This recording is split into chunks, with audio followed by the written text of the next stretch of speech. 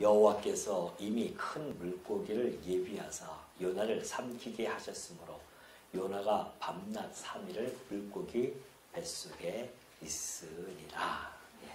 우선 17절 한 절만 일단 봉독해 드렸습니다.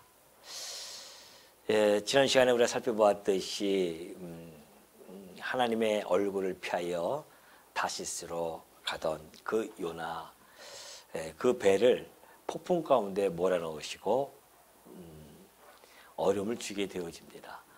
그때의 선원들은 그 폭풍의 출처가 어디서부터 왔는지를 알게 되어지죠. 결국은 요나를 바다에 던지는 그 사건이 지난 시간에 우리가 살펴본 내용입니다. 오늘은 이제 바다에 던져진 그 요나가 어떻게 살아나며 그가 어떠한 심정으로 기도를 드렸는지를 저희들이 2장까지 살펴보고자 합니다. 자, 먼저 17절 보면 그래요. 여호와께서 이미 큰 물고기를 예비하사 그러죠. 사실 이 예비하다라고 하는 이 단어는 명하다라는 뜻입니다. 물론 이 단어가 크게 한 네 군데 정도 나옵니다. 4장 6절에도 박넝쿨을 준비하셨다 했을 때도 그것도 역시 같은 단어고요. 8절에 4장 8절에 뭐 동풍을 준비하셨다. 그것도 역시 마찬가지고 이런 것, 이 벌레 뭐 이런 것들 다 준비하셨다는데 사실 그 의미는 명하다는 뜻을 가지고 있죠. 여호와께서 이미 큰 물고기를 준비하셨다는 거죠. 준비하셔서 명하사 요나를 삼키게 하셨다는 겁니다. 여호와께서 어떻게 그렇게 큰 물고기를 요나가 떨어지는 지점에 이렇게 정확하게 준비하셔서 그 요나를 삼키라고 했냐라고 하는 것은 어떻게 보면은 세상 사람들이 볼 때는 소설 같은 이야기잖아요. 이것이. 그래서 많은 사람들은 이것이 어떤 역사적인 사건보다는 이것이 어떤 희화한 그러한 내용으로서 의미를 전달하고자 그렇게 했다고 그렇게 보는 자들도 있습니다. 그러나 왜 그들이 그렇게 보냐면은 요나가 밤낮 3일을 물고기 뱃속에 있거든요. 과연 그럴 수 있겠는가? 그런 거죠. 그래서 그때 지중해 쪽에는 고래가 없다고 해요. 지중해는. 고래는 또 사람을 삼킬 수 없다고 합니다. 이 고래가 등치는 큰데 목구멍은 작대요, 이게. 그래서 삼킬 수 없는데 지중해에는 그때는 이제 상어들이 많이 있었고 우리가 영화에 보면 백상어 있지 않습니까? 상어들은 목구멍이 너무 크대요. 그래서 충분히 사람을 삼킬 수 있다는 것이죠. 삼켰다고 한다면 그 안에서 소화작용이 일어날 텐데 과연 어떻게 거기 있을 수 있겠느냐? 이것이 이제 의문이라고 합니다. 뭐 의문을 갖고자 하면 성경에 의문 가질 게 한두 가지 아니죠. 이것이 바로 인간이 이성을 관점으로 바라보는 그러한 시각이었기 때문에 그건 잘못된 거죠. 분명히 주어가 뭡니까 여기서? 여호와께서 그러잖아요. 전능자이시며 주권자이신 여호와께서 하셨다는데 누가 뭐라고 하겠습니까? 하나님의 관점으로 봤을 때는 그런 건 아무것도 아니죠, 사실은. 이 우주 만물을 창조하시고 보존하시면서 섭리하시는 그 하나님의 놀라운 능력 앞에 그 어떤 것들이 불가능한 것이 어디 있겠습니까? 그러니까 전능자 아니겠습니까? 그렇기 때문에 요나를 밤낮 3일 물고기 뱃속에 있게 하시는 것, 이것도 하나님이시고 그 물고기를 요나가 따르는 지점에 정확하게 준비하셔서 삼켜라 명하시니까 그냥 삼켜버립니다. 뭘 도대체 이야기하고자 하는가? 이것은 이 모든 피조 세계가 하나님 지배하에 있음을 너무나 선명하게 보여주는 대목이 아닐 수 없죠. 이 모든 피조 세계는 완벽하게 하나님의 통제력 안에 있다는 것을 충분히 입증하는 그런 사건이 아닐 수 없습니다. 여기 요나서에서 나타나는 내용이 그래요. 박농굴도 그렇고 벌레도 그렇고 동풍도 그렇고 폭풍도 그렇고 하나님의 폭풍을 집어 던지사 막 이런 내용을 보면은 모든 피조 세계가 하나님의 통제력, 철저한 통제력 안에 다 들어 있음을 충분히 우리는 확인할 수 있는 그러한 시간입니다. 하나님께서 물고기를 준비하셨다고 하는 것은 요나를 심판하고자 하는 것이 아니라 사실은 구원하시기 위한 그러한 준비가 틀림이 없습니다. 자, 요나를 삼켰습니다. 요나가 밤낮 3일을 물고기 뱃속에 있느니라. 이 요나의 사건은 매우 중요한 사건입니다. 하나님께서 구약을 통하여 당신의 아들을 보내실 것을 이미 다 증언해 준 내용이었기 때문에 이 구약을 통틀어서 정말 예수 그리스도의 부활에 대한 직접적인 이러한 모습을 증언해 주는 것은 사실 이 대목이거든요. 뭐 다양하게도 있지만은 역사적으로 보면 이스라엘이 예루살렘 성이 무너졌다가 다시 회복되는 이런 것들이 다 예수 그리스도의 부활의 사건을 갖다가 예표하고 있는 것은 틀림없는 사실이지만 이렇게 한 개인의 삶 속에서 나타나는 사건이 직결적으로 그렇게 표적적으로 예수님을 증언하는 내용은 사실 이렇게 많지가 않죠. 왜냐하면 예수님께서 바로 이 말씀을 들고서는 이렇게 말씀해 줬기 때문에 그렇습니다. 마태복음 12장 40절 보니까요. 요나가 밤낮 사흘 동안 큰 물속의 뱃속에 있었던 것 같이 그래요. 그러니까 이것은 역사적인 사실입니다. 왜? 하나님의 아들이 이 땅에 와서 허구적인 이야기를 이렇게 이야기하지 않거든요. 요나가 밤낮 사흘 동안 큰 물속의 뱃속에 있었다 그런 겁니다. 이것은 이제 역사적인 사실이라는 것이죠. 그러면서 인자도 밤낮 사흘 동안 땅속에 있으리라 그럽니다. 이것이 하나의 표적인데 요나의 사건 그리고 750년 후에 일어날 예수 그리스도의 죽으심, 이것이 바로 그리스도의 이 죽으심에 대한 무덤에 머물러서 3일 동안 땅속에 있을 것에 대한 예표로서의 모형과 그림자 사건이었다라고 예수님이 직접 전달해 주고 계십니다. 근데 문제는 하나 있습니다. 문제는 예수님께서 뭐라고 하셨어요? 뭐라고 말씀하셨습니까? 밤낮 사흘 동안 땅속에 있을 것이라고 말씀해 주셨습니다. 그렇다고 한다면 약간 우리가 문제가 될 수 있는 것이, 여러분 예수님이 언제 돌아가셨다고 그랬죠? 무슨 요일? 자, 금요일 밤에 돌아가셨다고 다들 알고 계십니다. 금요일 밤, 그 다음에 토요일 낮, 토요일 밤, 또 언제 부활하셨어요? 주일날 낮. 밤낮 3일이 됩니까 안 됩니까? 안 되잖아요. 이게 이제 여러 가지 의문점을 갖게 되어진 겁니다. 그럼 우리가 통상적으로 알고 있는 것이 바르게 알고 있는 것인가? 하나의 정통으로 내려왔는데 혹 그 정통이 비틀어진 건 아닌가라고 하는 것을 우리가 한번 생각해 볼 필요성이 있죠. 그래서 이 의문을 가지고 한쪽에서 연구가 되어졌었는데 저는 그 연구 결과가 매우 개연성이 있기 때문에 저는 그 연구 결과를 받아들이는 입장에서 여러분에게 소개를 해드리고자 합니다. 자, 창세기 1장 5절에 보면 하나님이 빛을 낮이라 부르시고 어둠을 밤이라 부르시니라. 저녁이 되고 아침이 되니 이는 첫째 날이라 그래요. 저녁이 되고 하나님께서 역사를 창조를 해 나가실 때에 저녁이 되고 아침이 되면 이것이 첫째 날이에요. 창세기에서는 그렇게 날을 하나님이 정하십니다.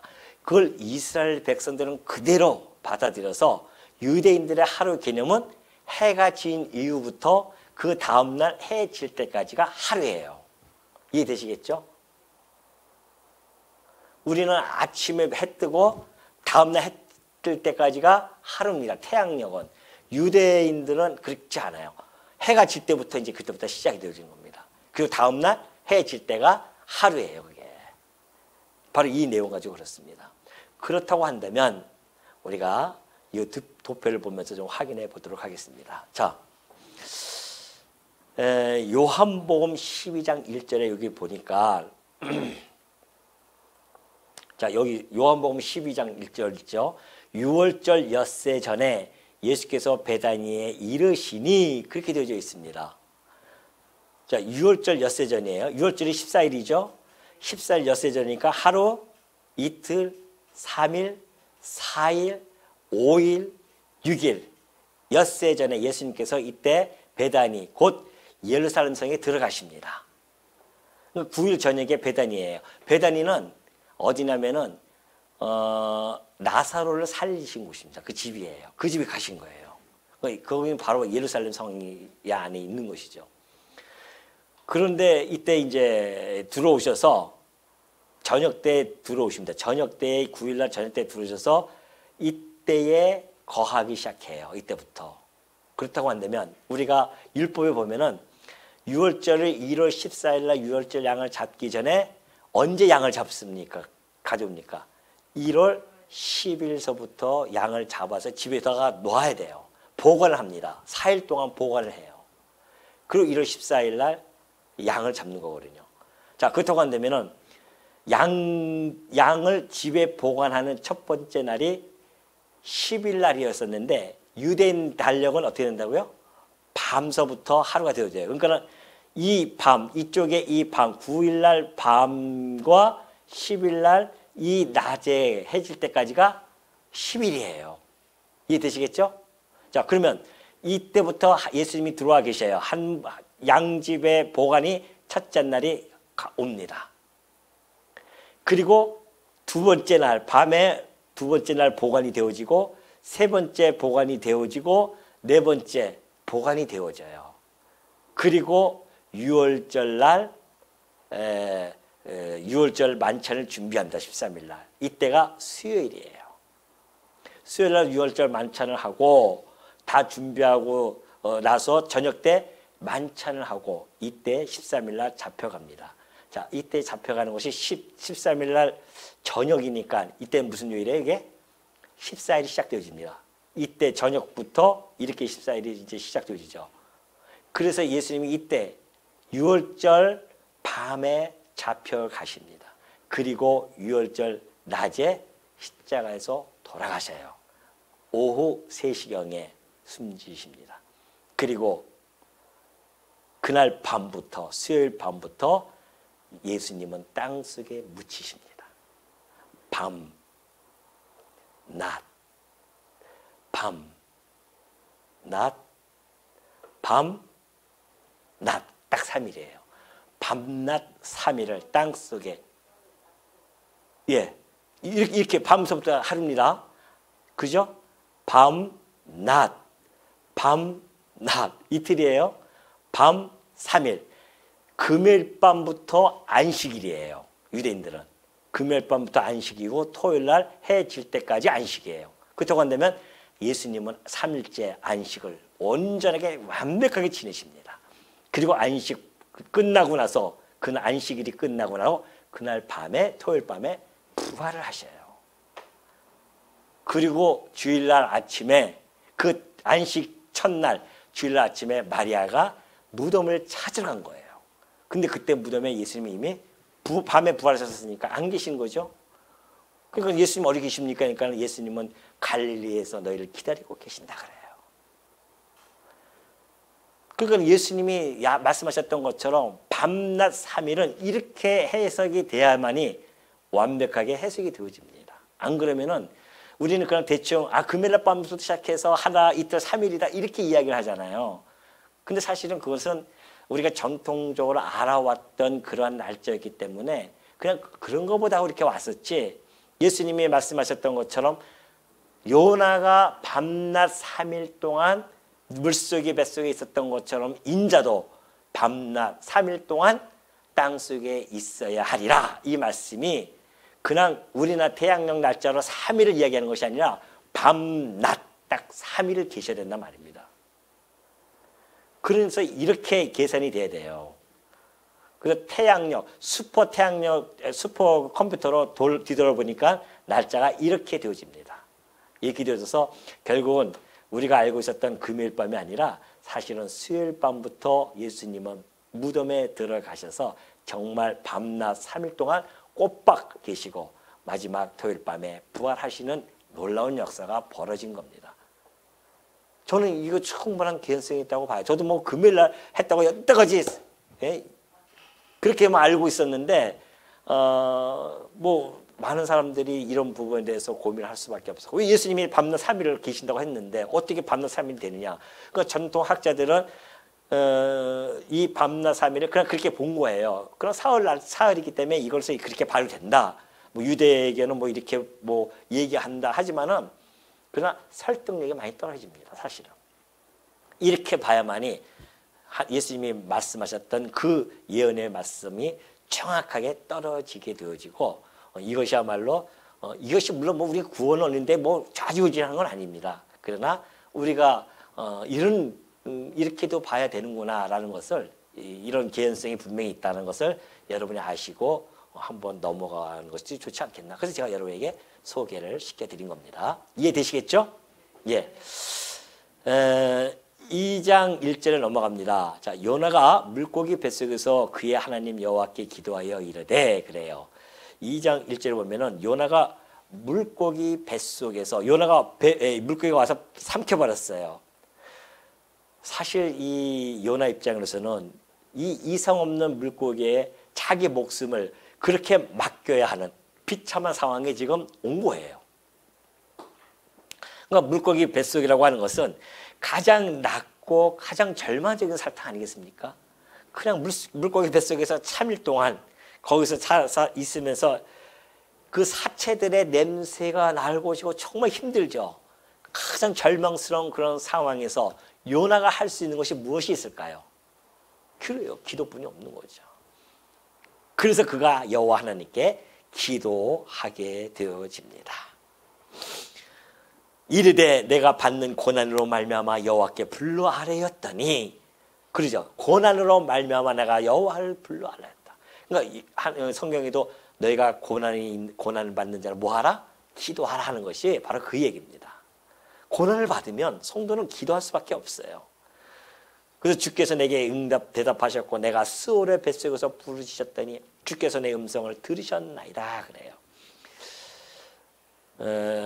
정말 우리가 생명이 소멸될 그런 위기 앞에서 이런 올린 기도는요 반드시 응답을 하고 응답되어졌음을 유언하는 감사하는 그런 내용을 지금 2절에서부터 펼쳐나가기 시작합니다. 하나님께서 그를 죽음의 위기로 몰아가니까 그래서 그가 기도하게 되어지죠. 그러니까 하나님의 이 죽음의 위기는 하나님께서 그를 간구하는 사람으로 만드는 겁니다. 그 과정이에요. 성도를 하나님이 기도하게 하실 때는 공부함을 주시는 겁니다. 왜? 공부할 때 기도하게 하시려고.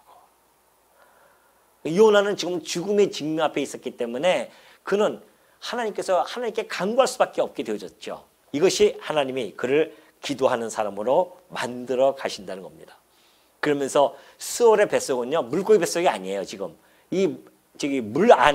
물 안에서 지금 그가 죽음에 이르렀다는 것을 표현하는 겁니다. 주께서 내 음성을 들으셨다는 거죠. 어떻게? 주께서 나를 깊은 속 바다 가운데에 던지셨으므로 큰 물이 나를 둘렀고 주의 파도와 큰 물결이 다 내 위에 넘쳤나이다. 표면적으로 보면은 선원들이 물을 던졌잖아요. 요나를. 그런데 요나는 그것을 여호와께서 나를 깊은 바다에 던졌다고 그렇게 표현합니다. 성도에게 오는 그 고난, 그 힘듦은 어떻게 보면은 우리가 표면적으로 보면은 주변 상황이 나를 그렇게 만들었다고 생각할 수 있지만은 실상은 하나님께서 그 고난 가운데 집어넣는다는 겁니다. 성도를.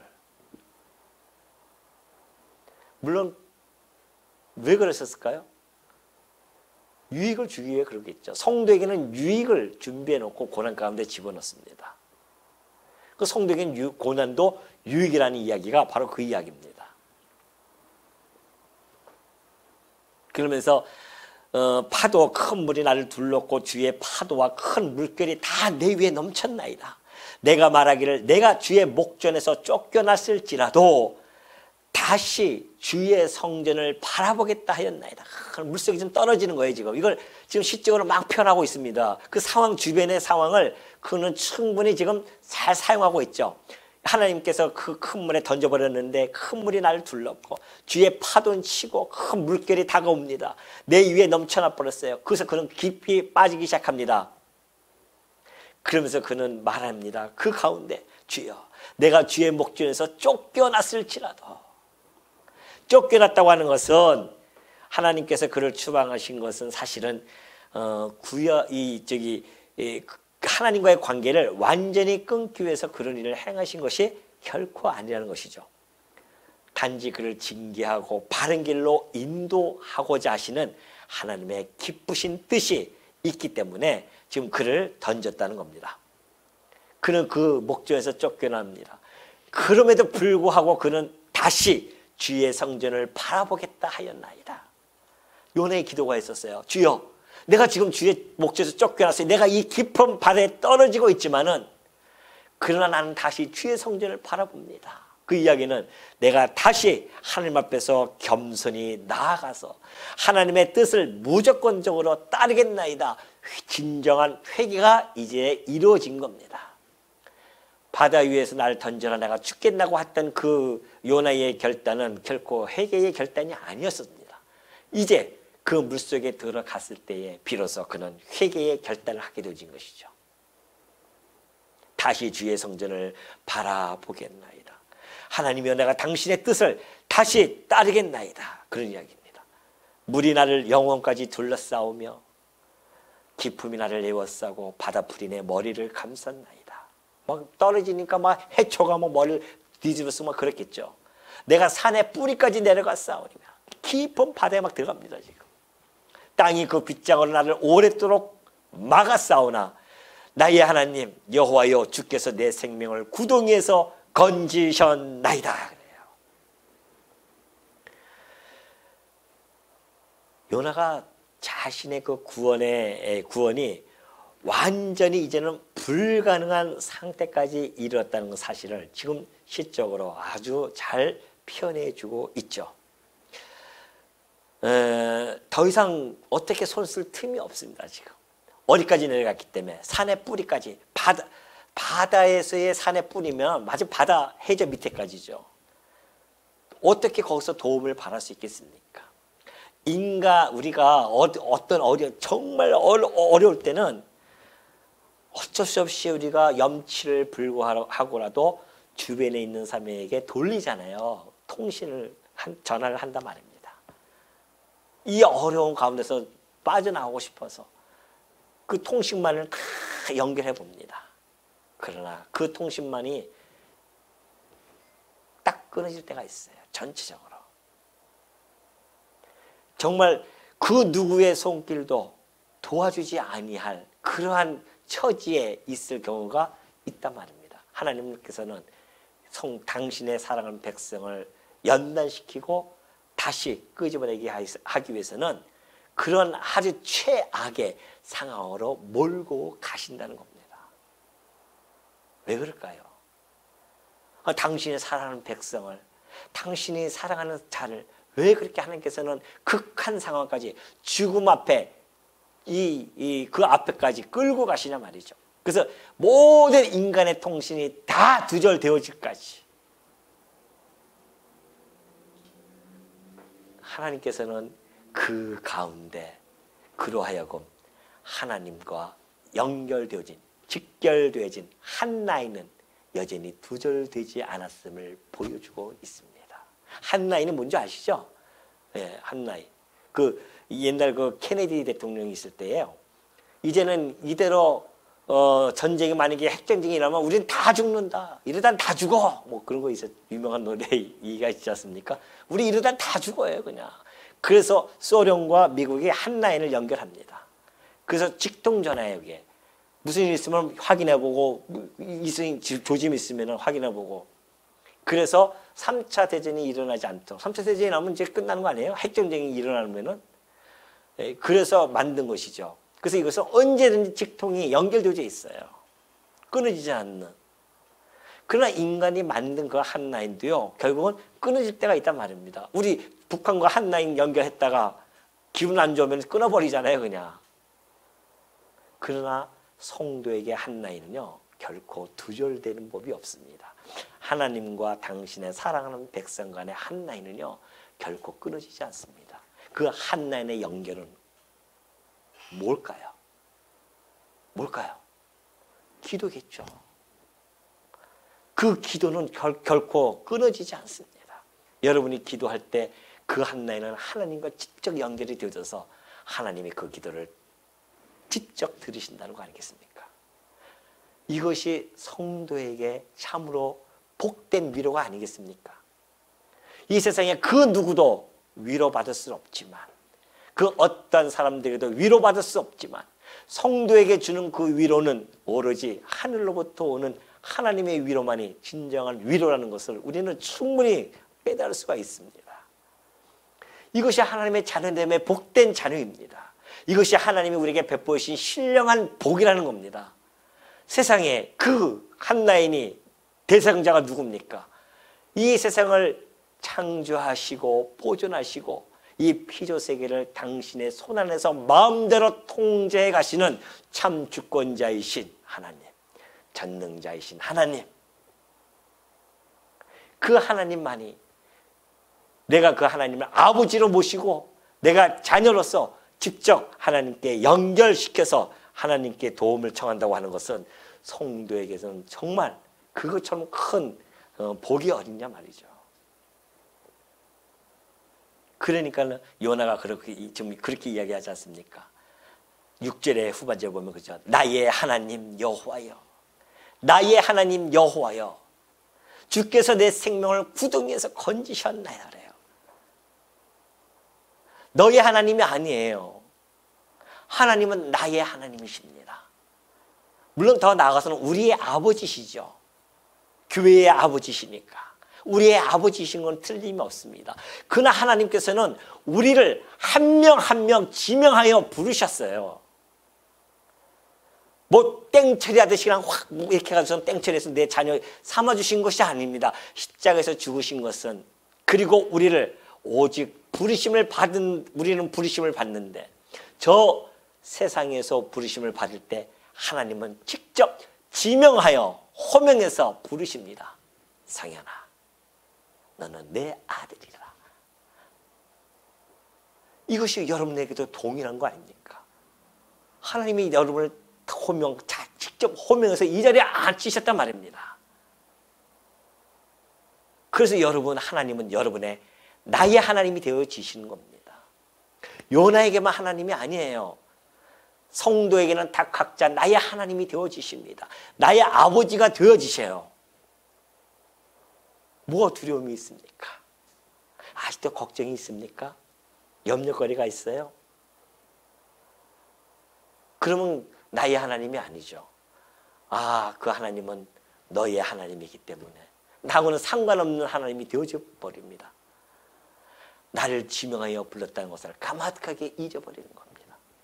그렇지 않습니다. 하나님은 우리를 한 명 한 명 직접 부르셔서 당신의 자녀 삼아줬기 때문에 우리는 언제든지 나의 하나님, 나와 함께 하시는 하나님, 그렇게 우리가 노래를 부를 수 있게 되어진 겁니다.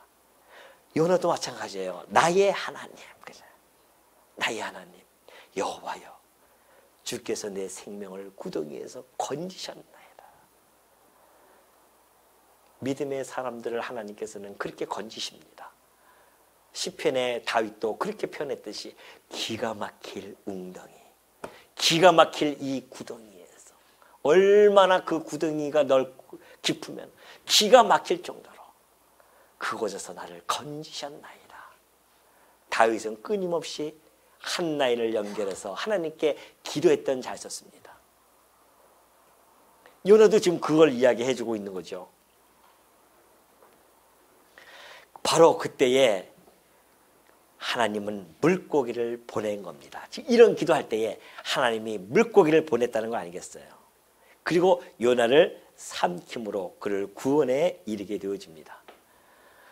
구원은 역시 하나님 손에 있음을 그는 분명하게 깨닫게 되어집니다. 오로지 구원은 하나님 손에 있다.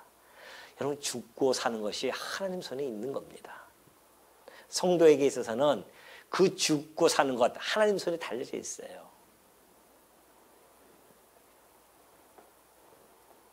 우리는 어떻게 보면은 그 상황이, 어떠한 상황이 나를 죽음에 이끈다고 착각할 때가 있습니다. 안 그래요. 상황은 하나님이 주시는 것, 그 결과물을 양상케 하기 위한 과정일 뿐이지, 성도뿐만이 다 그렇죠. 세상의 모든 피조물에 죽고 사는 것은 하나님 주권에 달려져 있습니다. 하나님 손에 있는 거예요. 참새 한 마리도 하나님의 허락 없이는 떨어지는 법이 없습니다. 우리가 질병이 걸려서 죽는 것, 그건 하나님 손에 달려져 있습니다. 죽고 사는 건 하나님 손에 있는 거예요. 다만 그 질병을 통해서, 과정을 통해서 하나님께서 죽게 하실 자는 죽게 하실 것이고 살게 하실 자는 또 살게 하시는 겁니다. 그렇기 때문에 우리는 그 죽음에 대해서 너무 염려, 걱정할 필요는 없습니다. 우리는 이미 갈 데가 있는데요. 뭐. 이 나그네 길 잠깐 가다가 하나님께서 부르시면 얼마나 좋습니까? 다만 우리 성도들이 같이 있다가 헤어지면 얼마나 아픔이 있습니까? 슬픔이 있죠. 그건 잠시입니다. 더 좋은 부활을 우리는 소망하고 있기 때문에 그 슬픔은 잠시이지만 우리는 그래도 그 하나님 곁에 간다고 하는 그 기쁨이 우리 안에 있지 않냐 말이죠.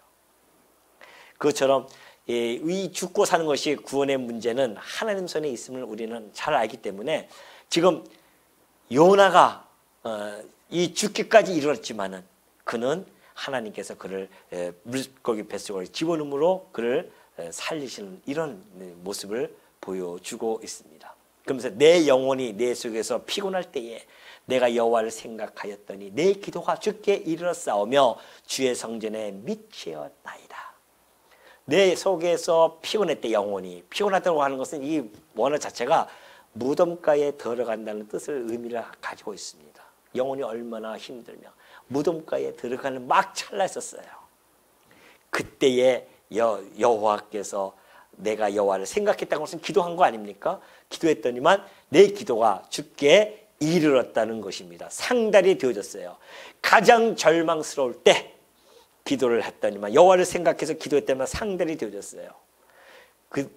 그래서 하나님께서 거기서 구원해 줬습니다. 여러분 가장 절망스러울 때 누구를 생각합니까? 세상 사람들은 1월 성신을 생각합니다. 자기가 평소에 믿지도 않던 하나님, 부처님, 또 예수님까지 또 붙여요. 또 거기다가 예수님은 또 왜 거기다 붙이는지, 하나님과 예수님은 삼일체 하나님이신지 어떻게 알았는지, 하나님, 예수님, 부처님, 공자님 다 찾지 않습니까? 그러나 가장 절망스러울 때 우리는 창조주이시며 전능자이시며 당신의 사랑하는 아들을 이 땅에 보내신 그 사랑의 하나님을 기억하게 되어줍니다. 더 이상 길이 없어요. 그럴 때, 절망스러울 때 하나님을 찾게 해주셔서 하나님께서 그 구원을 통하여 하나님의 영광을 찬송하게 하는 것, 이것이 바로 성도에게 주어진 삶이라는 것이죠. 그래서 이사야 선지자도 얘기했듯이 오직 여호와를 앙망하는 자는, 그러잖아요.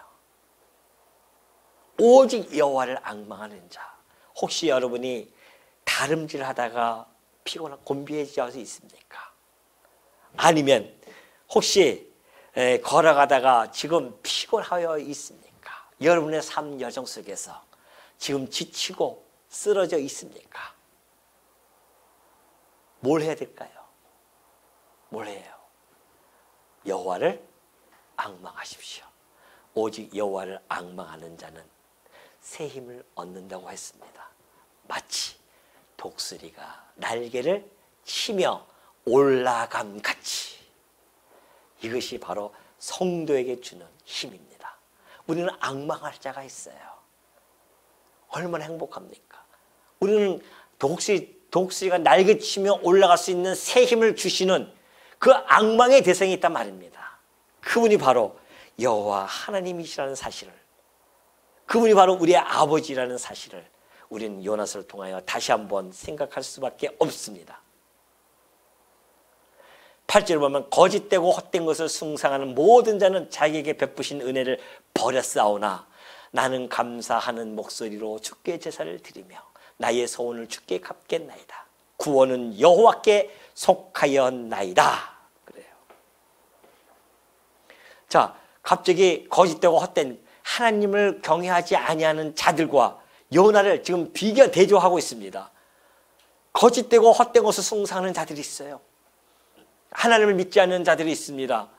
그러한 자들에게 하나님은 동일하게 은혜를 베푸셨지만은 그들은 은혜를 저버립니다. 왜? 그 은혜가 하나님으로부터 온다고 하는 것을 깨닫지 못했기 때문에 그렇습니다.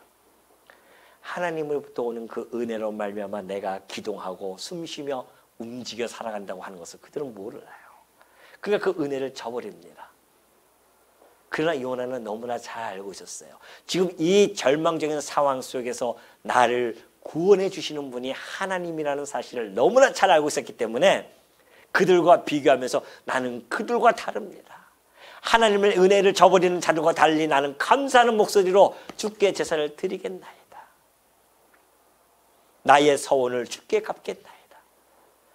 서원해봤자 거기서 무슨 서원했겠어요? 하나님께서 명하신 그 니느웨 성에 가서 내가 복음을 다시 증거하겠나이다. 그거 아니겠어요? 서원을 주께 갚겠나이다. 구원은 여호와께 속하였음을 이제야 내가 깨달았나이다. 구원은 여호와께 속했다는 겁니다. 구원은 여호와께 속하였다는 그의 요나의 고백은요, 그의 절실한 죽음 앞에서의 그 구원의 체험을 했기 때문에 그는 깨닫게 되어진 것이죠. 그래서 이 고난이 바로 유익이, 이 고난은 성도에 있어서 고난은 유익이라는 것이죠. 왜? 하나님께 가까이 가게 하는 기도가 나오게 해주시고 그 응답을 통하여 하나님을 경외케 한다는 사실. 이것이 바로 2장에서 요나를 통하여 전달해 주고자 하시는 하나님의 메시지입니다. 오늘 우리 성도님들이 이 요나서를 통해서 정말 우리가 하나님께서 이렇게 지금 섭리해 가시는데 사실은 하나님께서 다시스로 도망가는 요나를 그걸 몰라서 그냥 가만 놔두셨을까요? 그걸 몰라서 마침 그 배를 거기다가 두셨을까요? 아니에요. 그의 일거수일투족은 하나님의 영원한 작정 안에 다 포함되어 있는 것들입니다. 그 역사 속에서 하나님은 당신이 어떠한 분인지를 요나로 하여금 깨닫게 해주시고 오늘 이 시대에 요나서를 읽는 우리 성도들의 마음을 이 요나서를 통하여 다시 한번 다 마음을 다져지고 우리가 믿는 하나님이 어떠한 하나님이신지 그리고 우리가 그분을 어떠한 마음으로 모셔야 되는지 섬겨야 되는지 그분에게 어떠한 마음으로 다가가야 되는지 이 요나서는 우리들에게 시사하는 바가 크다는 것을 마음속에 간직하시고 나의 하나님 잊지 마시고 가장 절망스러울 때 하나님에게 기도하여 응답받고 하나님을 경외하는 그러한 성도님들이 되어지시기를 당부드립니다.